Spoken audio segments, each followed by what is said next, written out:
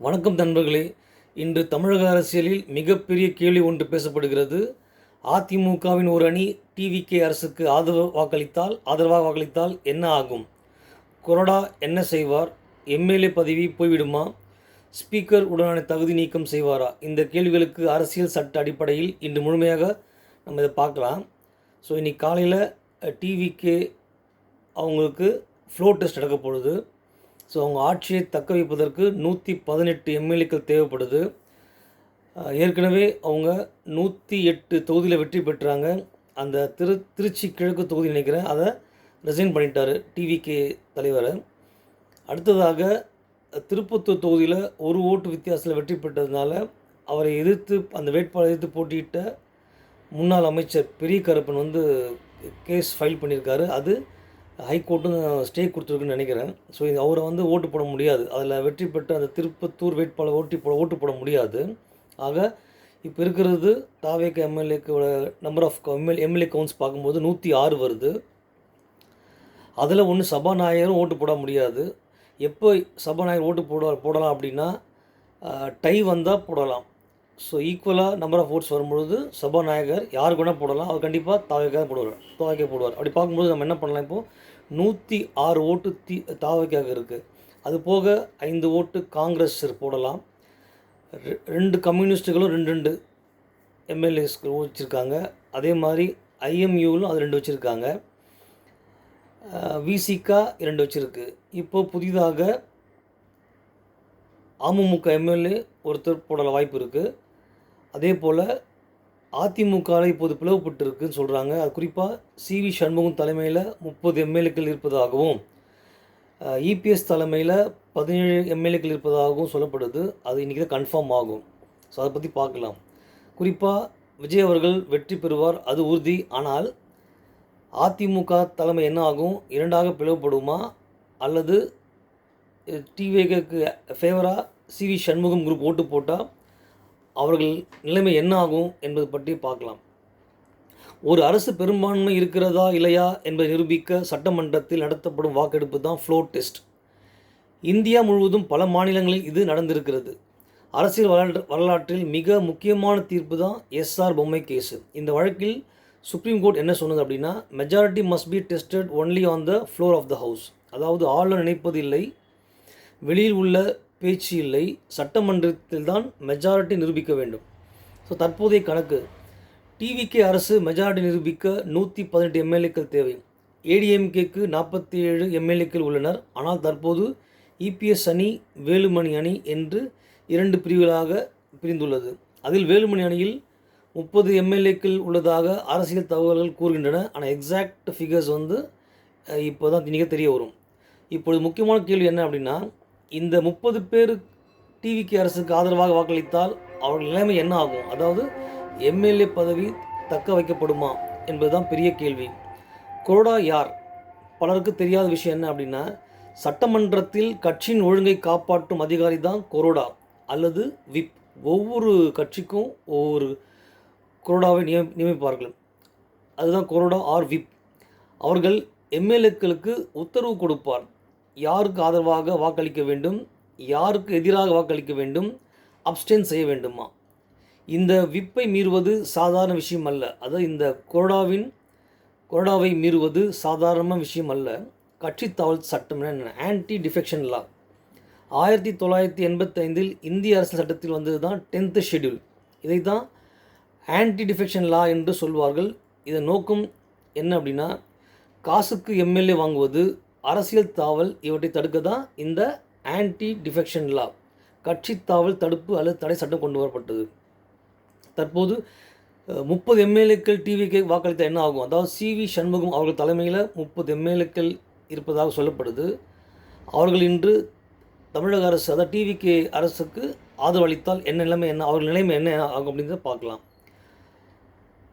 அதிமுக அதிகாரப்பூர்வ கொறடா டிவிகே அரசுக்கு எதிராக வாக்களிக்க வேண்டும் சொல்லி ஒரு ஆணை பிறப்பித்திருக்காங்க நேற்றுக்கு.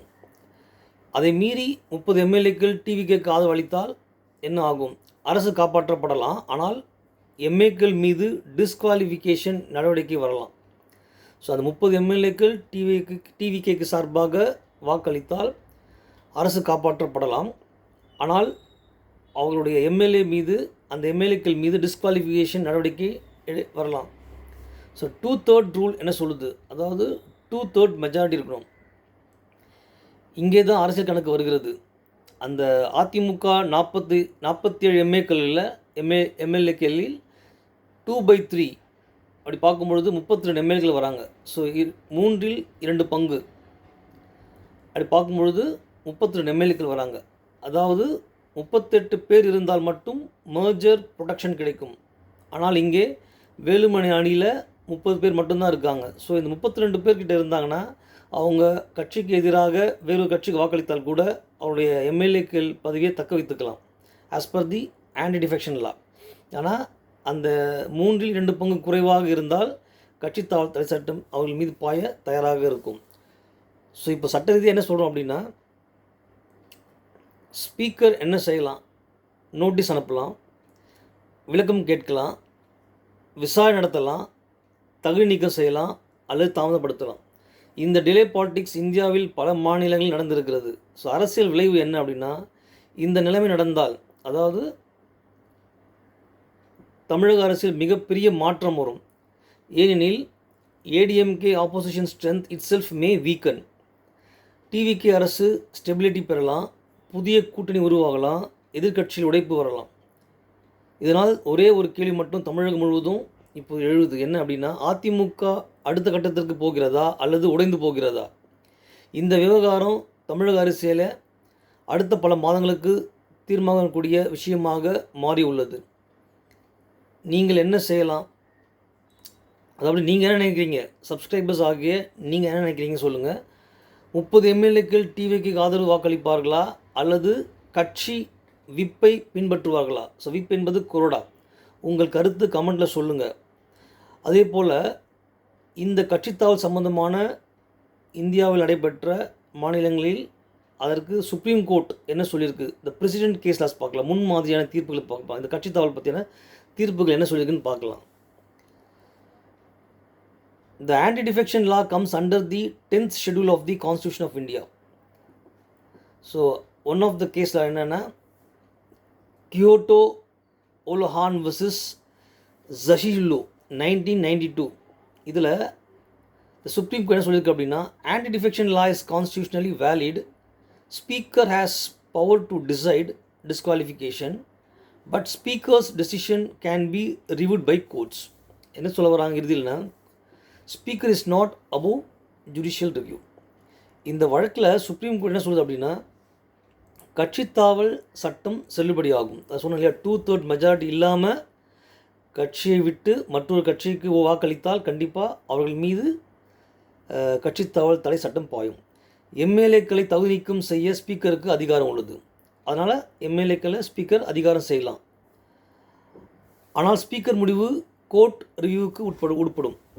அடுத்த கேஸில் ஒன்று இருக்குது, Ravi S Nayak case, voluntarily giving up membership. Supreme court என்ன சொல்லியிருக்கு அப்படின்னா, ஒரு எம்எல்ஏ நேரடியாக ராஜினாமா செய்ய வேண்டிய அவசியமில்லை. அவரின் நடத்தை, பேச்சு, எதிர்கட்சிக்கு ஆதரவு இவற்றிலிருந்தே அவர் கட்சியை விட்டுவிட்டார் என்று கருதலாம். So even voting for another party May amount to voluntary giving up membership. அடுத்த கேஸில் ராஜேந்திர சிங் ராணா கேஸ். இதில் என்ன அப்படின்னா, 1/3 MLA split protection existed, but later constitutional amendment removed it. Now only 2/3 merger protection exists. முன்னாடி 1/3 MLAs போனால் கூட அவங்க எம்எல்ஏ பதவி தக்க வைக்கப்படும். ஸோ ஆன்டி டிஃபெக்ஷன் லாவில் வராதுன்னு சொல்லியிருக்காங்க. பட் இப்போ ப்ரெசென்ட்டில் என்ன சொல்லுது அப்படின்னா, 2/3 மெஜாரிட்டி இருந்தால் தான் அவர்கள் மீது கட்சித்தாவல் தடை சட்டம் பாயாது. ஸோ 2/3 merger protection எக்ஸிஸ்ட் ஆகும். இப்போ இன்றைக்கி பார்க்கும்போது 47 எம்எல்ஏக்கள் இருக்காங்க அப்படின்னு பார்க்கும்பொழுது மினிமம் 32 தேவைப்படுது. யாருக்கு? வேலுமணி தரப்புக்கு 32 எம்எல்ஏக்கள் வைத்தவங்க டிவிக்கு வாக்களித்தால் அவங்களுடைய எம்எல்ஏ பதவி பறிக்கப்படாது. ஸோ 30 இருந்தால் கண்டிப்பாக பறிக்கப்படும். அது ஒரு பெரிய இஷ்யூ ஆகும். அடுத்த கேஸில் நாபம் ரெபியா கேஸ். இது என்ன சொல்கிறாங்க அப்படின்னா, supreme court held that if removal notice against speaker is pending, speaker should not decide disqualification hurriedly. அடுத்து Shivraj Singh Chouhan versus speaker Madhya Pradesh assembly நடைபெற்றது. இதில் the Supreme Court held that majority must be proved immediately on the assembly floor. Governor can direct floor test in unstable situation. அதே மாதிரி தான் SR பொம்மை கேஸும் சரி. இறுதியாக நம்ம என்ன சொல்லுகிறது இந்த வீடியோவில், இந்த நிகழ்ச்சி என்னென்னா, கொறடாவை மீறி வாக்களித்தால் அது சாதாரண அரசியல் நடவடிக்கை இல்லை, அது நேரடியாக 10th ஷெட்யூலின் கீழ் தகுதி நீக்கத்திற்கு வழிவகுக்கும். ஓட்டு போடலாம், ஆனால் எம்எல்ஏ பதவி காப்பாற்ற முடியுமா அப்படின்றத பார்க்கணும். 30 எம்எல்ஏக்கள் அரசை காப்பாற்றலாம், ஆனால் தங்களது உறுப்பினர் பதவியை காப்பாற்ற முடியுமா? ஃப்ளோர் டெஸ்ட் வெற்றி ஒரு விஷயம், ஆன்டி டிஃபெக்ஷன் லா இன்னொரு விஷயம். கொறடா உத்தரவு மீறினால் அடுத்த கதவு ஸ்பீக்கர் அலுவலகம்தான். So now anti defection law என்னன்றது பார்க்கும். கட்சி தாவல் தடுப்பு சட்டம். ஒரு எம்எல்ஏ அல்லது எம்பி தன்னை தேர்ந்தெடுத்த கட்சிக்கு எதிராக செயல்பட்டால், அல்லது வேறு கட்சிக்கு ஆதரவாக வாக்களித்தால், அல்லது கொறடா விப் உத்தரவை மீறினால், அல்லது கட்சியை விட்டு வேறு அணிக்கு சென்றால் அவரை பதவியில் இருந்து நீக்குவதற்கான சட்டமே தான் இந்த ஆன்டி டிஃபெக்ஷன் லா, கட்சி தாவல் தடை சட்டம். இந்திய அரசியல் சட்டத்தில் எங்கு உள்ளது அப்படின்னா, இந்த சட்டம் 10th ஷெட்யூலில் உள்ளது. 1985 கொண்டு வரப்பட்டது தான் இந்த 10th ஷெட்யூல். ஏன் இந்த சட்டம் அப்படின்னா, எம்எல்ஏ வாங்குவதல், பணத்துக்கு கட்சி மாறுதல், அரசை கவிழ்த்தல் அதிகமாக நடந்த காரணத்தால் தான் இந்த ஆன்டி டிஃபெக்ஷன் லாவில் கொண்டு வந்திருக்காங்க. ஸோ மக்கள் கொடுத்த வாக்கை விற்று கட்சி மாறுவதை தடுக்க வந்த சட்டம் தான் இந்த ஆன்டி டிஃபெக்ஷன் லா. ஒரு எம்எல்ஏ தன் கட்சிக்கு எதிராக செயல்பட்டால் அவரை தகுதி நீக்கம் செய்யும் அரசியல் சட்டமே ஆன்டி டிஃபெக்ஷன் லா. ஸோ பார்ப்போம், இன்றைக்கி தாவேக்கு அரசு காப்பாற்றி கொள்ளுமா, 118 எம்எல்ஏக்களை கொண்டு காப்பாற்றி கொள்ளுமா, அல்லது இந்த அதிமுகவில் பிளவு ஏற்படுமா, பிளவு ஏற்பட்டால் என்னவாகும் என்ற பார்த்தா இன்றைக்கி நடக்க போகிற அந்த ஃப்ளோர் மோஷனாக தெரிய வரும். நன்றி, வணக்கம்.